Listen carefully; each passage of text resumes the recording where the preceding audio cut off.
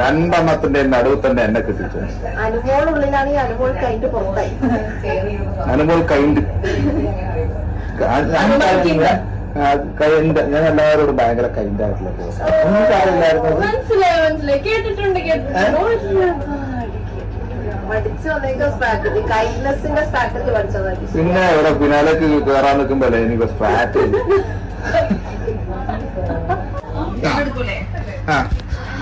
ഇനിയെന്താ പരിപാടി?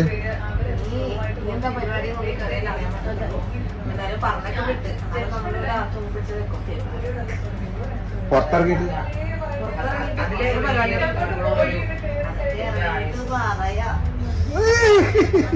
പിന്നെ എയറിൽ തന്നെ ആയിരിക്കും കുറെ കാണുന്നത്.